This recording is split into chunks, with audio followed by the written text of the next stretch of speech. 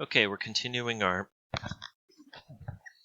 Chapter 11 discussion on physics. Our next topic is pendulums. And as you can see here, pendulums always make me think of Edgar Allan Poe in the story The Pit and the Pendulum. But a pendulum is a very close approximation of a simple harmonic oscillator. Excuse me. But it's not exactly the same. So the reason for that is because in a simple harmonic oscillator, the restoring force, which when we were dealing with the box on a spring and we assume a frictionless surface, when the box gets stretched out to the extreme point here, in this case, the spring, when it pulls back, is going to completely restore this box to its original position. And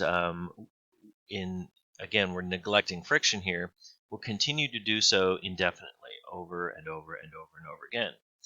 The thing about a pendulum is that the restoring force here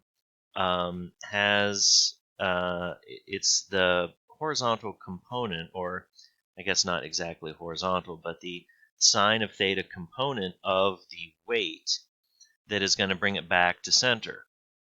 However, over time, the gravity, which is pulling the mass straight down, will eventually bring that mass to rest in the center.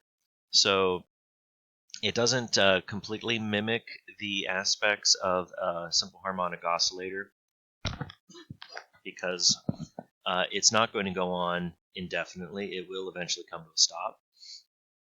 Pendulums can be used to power grandfather clocks, for example, and occasionally that pendulum needs to be given some more energy to keep it going.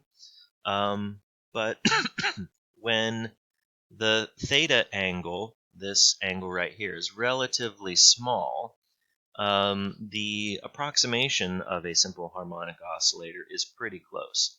As you can see from this chart here, if we only pull the weight to the side 1 degree, the difference between the pendulum action and a true simple harmonic oscillation is less than or approximately equal to 0.005%.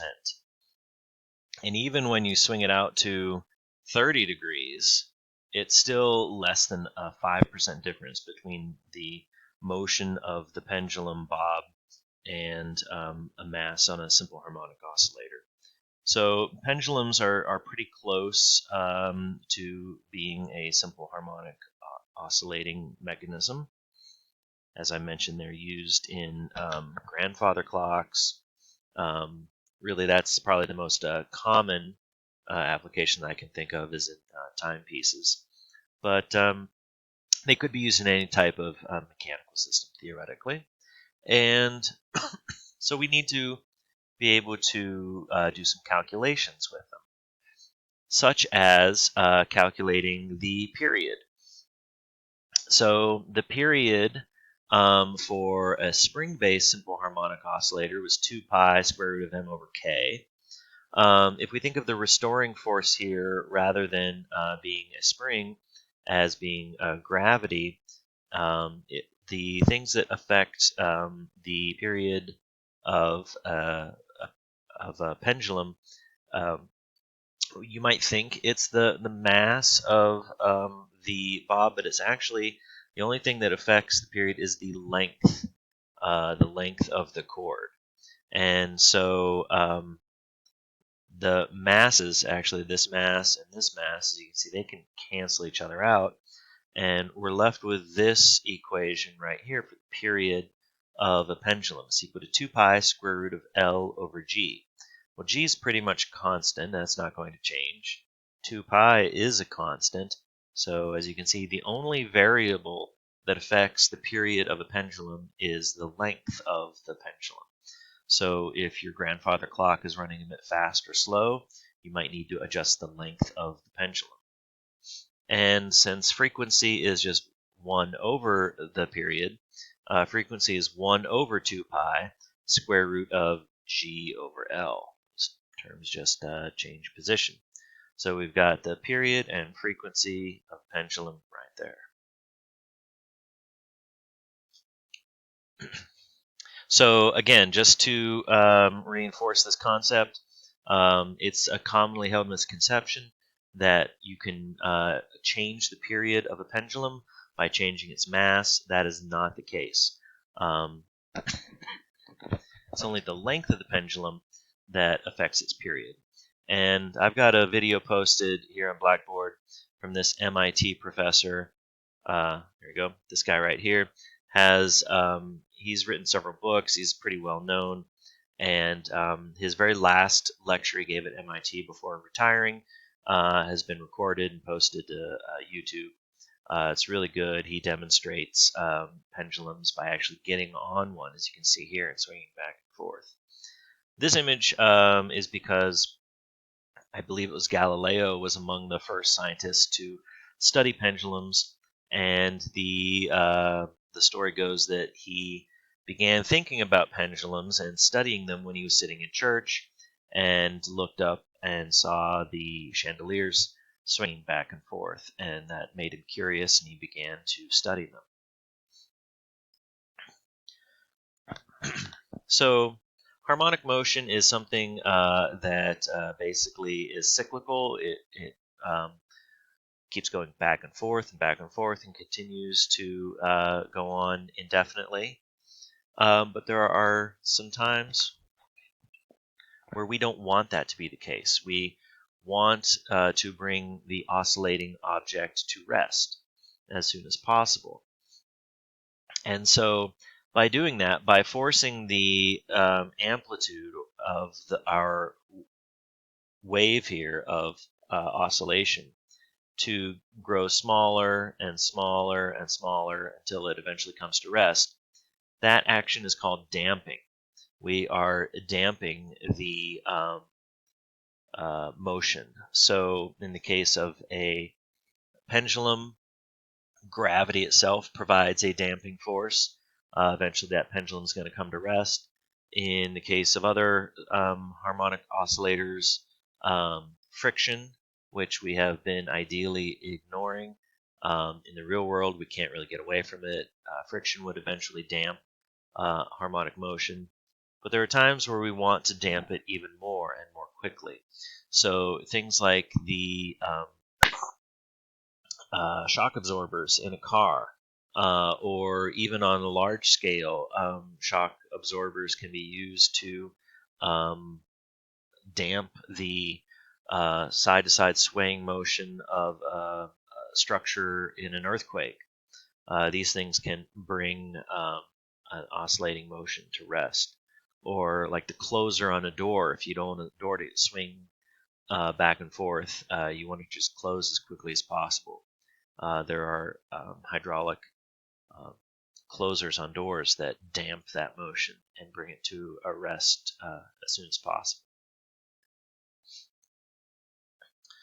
So if we wanted to increase the harmonic motion, we can do that if we apply a force with the correct frequency.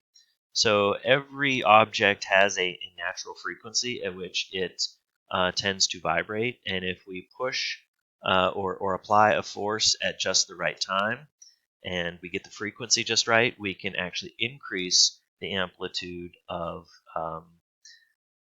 that motion. And I think the best example, the best way to think about that is a parent pushing their child on a swing.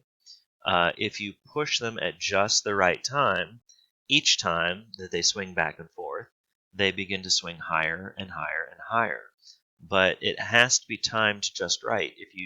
If you push on the child when it's swinging backwards, for instance, you're going to, well, you're probably just going to knock them right off the swing.